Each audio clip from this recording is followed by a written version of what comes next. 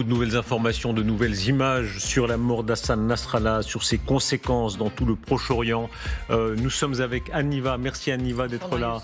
Bonsoir à Pierre Servant. Bonsoir Darius. Merci beaucoup Pierre. Vous êtes spécialiste évidemment militaire. Vous étiez dans le génie et on verra que ça compte beaucoup pour mieux comprendre ce qui s'est passé très exactement lors du bombardement. Merci à Sophia Amara. Bonsoir Darius. Grande spécialiste du monde arabe. Merci beaucoup. Merci à Guillaume Roquette d'être là. Et quelque part dans les couloirs de LCI et perdu Gallagher Fenwick qui va nous rejoindre. Il s'est perdu je ne sais où. Regardez sérieusement cette image. C'est l'image du cratère, du gigantesque cratère creusé par le bombardement israélien. Ce cratère d'où aurait été retiré le corps d'Hassan Nasrallah. On va entrer dans les détails dans un instant, mais d'abord cette image, parce qu'évidemment, l'ampleur, l'étendue de ce cratère, ce qu'on peut deviner de sa profondeur, qu'est-ce que ça dit, Pierre Servant, des circonstances du bombardement ? Ça dit la nature des bombes anti-bunker qui ont été utilisées. J'avais évoqué hier sur ce plateau le fait que ça puisse être des bombes américaines données avant que Joe Biden ne bloque les bombes les plus lourdes. Les Américains ont des bombes encore plus puissantes avec pratiquement 14 tonnes d'explosifs. Et là, ce qui est très frappant, c'est que le trou que vous voyez, c'est sous la dalle sur laquelle étaient construites les bâtiments. Donc l'immeuble entier est reposé sur cette dalle et ça n'a pas suffi à protéger. Voilà, c'est-à-dire que ce type de bombe est construite pour arriver à percer tous les étages, avec une protection de la tête où il y a la charge maximale et surtout du détonateur qui va faire exploser au final en sous-sol la charge. Donc c'est un détonateur qui est protégé des chocs que la bombe va subir en traversant les différents étages, et la bombe ne va exploser avec des charges colossales qu'en sous-sol, à 20 mètres de profondeur. 20 mètres, c'est ce que les services de communication de l'armée israélienne donnent. Donc 20 mètres, ça fait combien d'étages ? Moi, j'étais toujours nul en arithmétique, ça fait quoi ? Alors, en sous-sol, en parking, 20 mètres, ça peut vous faire une dizaine. Souvent dans les parkings, moi je fais 1m92, j'ai quelques dizaines de centimètres au-dessus, donc ça peut vous faire une dizaine d'étages. Très impressionnant, ça veut dire que la bombe est d'une telle puissance qu'elle pénètre 8, 9 étages. Voilà, après avoir traversé, là je parle des parkings, parce qu'avant d'arriver dans le sous-sol, la bombe a traversé les immeubles sans exploser, donc c'est fait pour ça. Et les Israéliens, pour être certains de tuer Nasrallah, le général iranien et tous les personnages qui étaient autour, ont donc, parce que si vous voulez, dans ce type d'immeuble, le Hezbollah pratique des passages d'un sous-sol, d'un parking à l'autre. Tous les groupes terroristes font ça dans les appartements. Voilà. Donc les services israéliens ont pu savoir par où il était entré, sans savoir où il se trouvait. Donc ils ont traité, entre guillemets, les 4 ou 5 blocs, je crois qu'il y a 4 blocs, avec des bombes extrêmement puissantes, 6, 7. Et là, si vous voulez, tous ceux qui étaient dans le sous-sol, ils ont tous été tués. On comprend là la puissance technique et la volonté politique organisée sans doute de longue date. Oui, absolument, de longue date. Ça, on est en train de le comprendre aujourd'hui. Ça ne peut pas avoir été improvisé hier et avant-hier. C'est simplement depuis mercredi dernier, je crois, que la certitude des services israéliens, qu'ils ont eu la certitude que, bien sûr, Hassan Nasrallah se trouverait ce jour-là, c'est-à-dire le vendredi matin pour cette réunion, etc. Ils ont eu cette certitude 2 jours avant. Mais pour connaître le moins de ces faits et gestes, bien sûr, c'était depuis des mois, voire des années auparavant. Alors ces bombes, c'est des bombes, si j'ai bien compris, effectivement américaines, de plus de 900 kilos, qui avaient été utilisées déjà il y a quelques mois par Tsahal à Gaza, bien sûr, pour faire la même chose à Gaza, vous vous souvenez. Et ça avait été également extrêmement efficace. Donc, est-ce qu'il y a des bunkers qui échappent à cela ? On a tous en mémoire des documentaires sur le bunker d'Hitler, le bunker de Staline, etc. On sait que Saddam Hussein avait des bunkers extrêmement profonds. Pourtant, on l'a retrouvé dans une drôle de cache. Bon, ça, c'était à la fin de l'histoire. C'est une autre histoire. Est-ce que les Américains même ont fait de tels progrès ? Ils ont fait des progrès, mais enfin, justement, les Iraniens, pour planquer leur programme nucléaire, ils descendent de plus en plus bas. Les dernières bombes les plus modernes, je suis allé voir les spécifications, ça peut descendre jusqu'à 60 mètres. Bon, mais à condition qu'il n'y ait pas trop de zones bétonnées. Ça dépend si c'est de la terre, des zones bétonnées ou pas. Mais enfin, ça permet quand même de descendre bas. C'est pour ça que les Israéliens, au début du mois de septembre, pour atteindre en Syrie une usine souterraine de fabrication de missiles, de drones pour le Hezbollah, usine qui permettait d'alimenter directement le Hezbollah sans avoir à faire transiter de l'armement de l'Irak ou de l'Iran qui était régulièrement bombardé. Les Israéliens ont monté une opération massive pour, avec des frappes aériennes, tuer tous les gardiens qui se trouvaient à l'extérieur. Et après, ils ont fait une dépose de commandos par hélicoptère.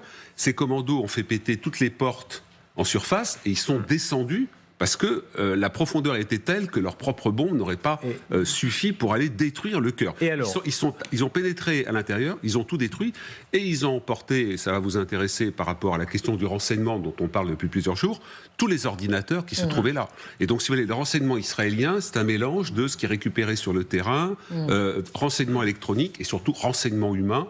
Et les Iraniens, comme le Hezbollah, sont pénétrés au cœur. Toutes les opérations de ces dernières semaines, derniers mois, montrent que le Mossad. Et on reparlera de l'infiltration, de ce qui aurait été la taupe iranienne supposée, mais pardon d'entrer dans ces détails macabres, mais ils servent à mieux comprendre ce qui s'est passé. Le corps d'Hassan Nasrallah aurait été, on va voir une image qui n'est pas nécessairement l'image de son corps qui est remonté, mais en tout cas un des corps, c'est lui, un des commandants qui l'entourait. Son corps aurait été retrouvé intact. Sur le site, voilà l'image de l'attaque israélienne, Reuters cite une source médicale et une source de sécurité. Les deux disent que le corps ne présentait pas de blessure directe et qu'il semblait que la cause du décès était un traumatisme consécutif à l'explosion. D'abord, vous qui étiez dans le génie, est-ce que techniquement c'est possible ? Oui, techniquement c'est possible. Vous pouvez être blasté, c'est-à-dire qu'une très grosse explosion va déplacer très violemment un volume d'air. Donc les organes internes éclatent. Exactement, les tympans. J'étais en Afghanistan en 2011.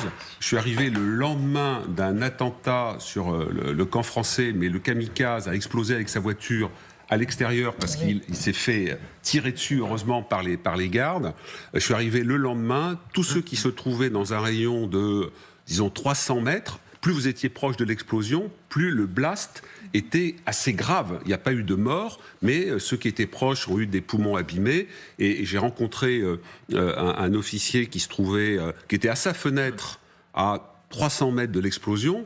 Il a été soufflé, il a eu les tympans crevés. Donc techniquement c'est possible, mais enfin vu les trous et l'accumulation des gravats, le fait qu'il n'ait été que blasté... Alors ça c'est la question. Sophia Amara, en termes disons politiques, est-ce que ça ait un sens qu'on prétende, ou visiblement c'est le Hezbollah qui le prétend, mais il cite une source médicale, source de sécurité, que le corps prétendument serait intact? Oui, alors, le soir de la frappe, lorsque on nous l'a confirmé, lorsque des sources militaires au Liban me le confirmaient également, elles affirmaient que vu l'état du cratère et de l'importance de la frappe, il était impossible qu'il reste quelque chose d'Hassan Nasrallah. Maintenant, on nous dit que le corps a été retrouvé. Exactement, ce sont des agences internationales qui l'affirment, mais elles n'ont pas vu le corps. C'est des sources médicales qui leur ont dit. Évidemment qu'il peut avoir été blasté. Le souffle, à Beyrouth, on a vu le 4 août, où je me trouvais à Beyrouth, des gens qui sont morts sans aucune trace en plaie béante, sans plaie ouverte. Et c'est ce qu'aujourd'hui, il se dit dans les milieux du Hezbollah.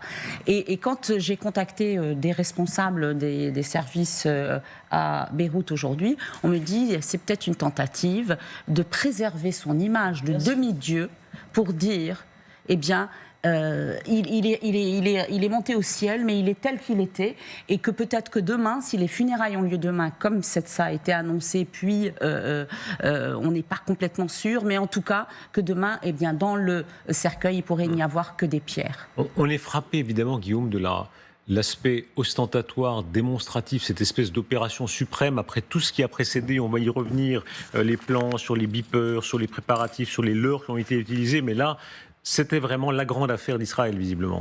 Oui, peut-être d'ailleurs y a-t-il une sorte de chaîne logique entre tous ces actes.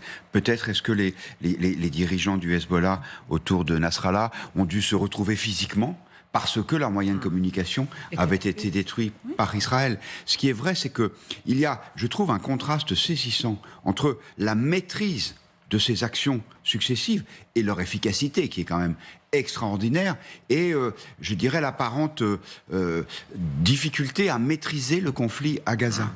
Là, vraiment, face au Hezbollah, c'est comme si Israël avait réfléchi depuis si longtemps avait tellement bien préparé l'opération. En fait, ce qui se passe là, c'est le contraire du 7 octobre, où les services secrets israéliens s'étaient complètement laissés surprendre par l'entrée du Hamas et les pogroms qui ont eu lieu en Israël le 7 octobre. Là, on a au contraire le sentiment d'une maîtrise absolue, et qui est d'autant plus étonnante que on imagine que dans ce genre d'action, le nombre d'inconnus, de choses qui ne se passent pas comme prévu, est énorme, et pourtant, apparemment, ils ont maîtrisé ça. Rappelons la photo qui l'illustre, c'est cette image de Netanyahou, il a évidemment lui-même donné l'autorisation qu'on la communique, et elle est floutée. Je ne sais pas si on le voit là, une partie de l'équipement électronique qui se trouve sur le bureau. C'est une espèce de petite entrée de chambre d'hôtel. C'est dans sa chambre d'hôtel. On est juste à côté de l'ONU.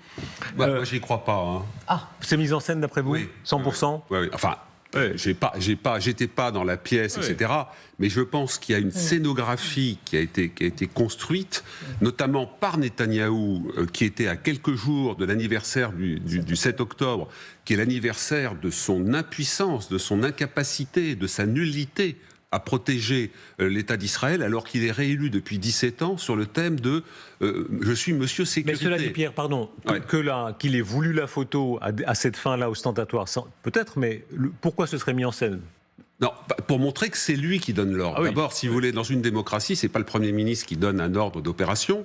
Par ailleurs, il y a des sources qui disent des choses différentes. Il y a ceux qui effectivement considèrent que l'opération Nasrallah aurait été planifié peut-être 2 jours auparavant, à condition que le renseignement ait été recueilli 2 jours auparavant, c'est possible via comment dirais-je, Téhéran, puisqu'il y avait un général iranien. Donc il est possible que, compte tenu de la tuer également, il est possible que le général iranien ait été un fil qui est amené à Nasrallah ou qui est permis via Téhéran de savoir que dans 2 jours, il y allait avoir cette rencontre. Mais le plus souvent, pour connaître un peu les opérations de ce genre-là, ça se fait, comment dirais-je, en 2-3 heures. Ça veut dire quoi ? Et là, il n'y a pas le temps d'aller demander au Premier ministre un feu vert, ça se fait tout de suite. Enfin, quand même, Pierre, là on voit que ce n'est pas une opération. Si je peux me permettre, ça c'est pas la situation room de quand on fait tuer Ben Laden. C'est quand même relativement simple comme équipement. C'est pas non plus. Non, mais si vous voulez, il y a des tas de trucs qui circulent en disant oui, le Hezbollah s'est fait avoir parce qu'ils se sont fait enfumer, parce que Benjamin Netanyahou n'était pas là, donc ils ont relâché tout ça. Mais ça n'existe pas. Si vous voulez, c'est du cinéma. Voilà. Et donc encore une fois, je reviens. Moi, l'hypothèse que je privilégie, c'est plutôt ce qui s'est passé. J'étais très frappé par la mort du chef des forces spéciales Radouane, donc Ibrahim Akil, qui est blessé par son beeper, va à l'hôpital se faire soigner, il sort de l'hôpital et un gros paquet de dizaines de minutes plus tard, il est détruit. C'est-à-dire, vous voyez, ce qu'on appelle la boucle du renseignement, entre ceux qui l'ont recueilli, exploité et la frappe, c'est très court. Et je pense que pour Nasrallah, je pense plutôt à quelque chose de cette nature-là. Et avec le fait que le renseignement qui est remonté, c'était « Vous êtes sûr qu'il est dedans ?» C'est 40%, 50%, 40%. Bon. Et en fonction de ça, la frappe est organisée de façon à détruire tout le pâté d'immeubles et en se disant si Nasrallah est dedans, il sera mort. Prenons tous les regards. Vous nous avez rejoint, Stéphane Goldin, merci beaucoup. Vous êtes ancien officier de Tsahal, aujourd'hui analyste sécuritaire. Bonsoir, merci beaucoup d'être là avec nous en direct. Bonsoir. Je ne sais pas si on voit. Voilà. Stéphane Goldin, merci beaucoup. Et Gallagher Fenwick, vous nous avez rejoint. Vous avez trouvé le chemin, finalement. Merci beaucoup. Spécialiste, évidemment, des questions internationales. Est-ce que vous partagez le même scepticisme que Pierre Servant, d'abord l'un et l'autre, sur cette photo de Netanyahou? Alors, c'est bien, à un moment donné, il a donné l'ordre, parce que c'est quand même le pouvoir suprême en Israël, mais sur le fait qu'elle aurait été mise en scène. Oui, elle est bien évidemment mise en scène, mais ça ne me choque pas. C'est de la communication politique, c'est un personnage qui est central dans le dispositif sécuritaire israélien. Tout de suite après, d'ailleurs, l'un des grands quotidiens, je crois c'est Israël Hayom, a titré « Monsieur Sécurité est de retour ». Donc même si ça ressemble effectivement pas à la Situation Room, c'est fait pour, si vous voulez, j'allais dire convoyer le même type de message, celui du décisionnaire dont la main ne tremble pas quand il faut appuyer sur le bouton et donner l'ordre. Certaines sources disent même que c'est une volonté personnelle de M. Netanyahou. Par exemple, certains membres de son gouvernement n'étaient pas de cet avis, ce qui d'ailleurs arrive souvent en Israël. C'est une chose assez courante. Mais vous entendez ça aussi, Sophia Mara? Oui, tout à fait. Et ça se voit. Et ça fait penser d'ailleurs à la Situation Room lorsqu'il s'est agi de liquider, non pas Ben Laden, mais bien plus tard, Abou Bakr al-Baghdadi. Rappelez-vous de la Situation Room, lorsqu'il a fallu liquider Ben Laden, c'était vraiment une Situation Room. Sous Trump, la photo que nous avons analysée, fact-checkée, regardée, il y avait des câbles rouges qui sortaient. Oui, c'était un peu plus amateur. Enfin, amateur, tout est relatif. En tout cas, les câbles, les câbles n'étaient liés à rien, à aucun ordinateur. C'était risible. Et là, évidemment, Benjamin Netanyahou maîtrise l'art de la communication. Et effectivement, c'est une photo qui prête à rire si elle n'avait pas les conséquences qu'elle risque d'avoir. Absolument, c'est une photo bien sûr qui veut montrer qu'il est en charge. Mais ce qui est intéressant, c'est qu'effectivement, il était parti à New York pendant quelques jours. Il était ce matin-là, avec le décalage horaire, au moment où il a fait son discours aux Nations Unies à New York, et d'ailleurs, discours pendant lequel il n'a pas dit un mot, volontairement sans doute, de la malheureuse proposition, si j'allais dire, américano-française, exactement, puisque c'était le moment où la frappe était en train d'avoir lieu.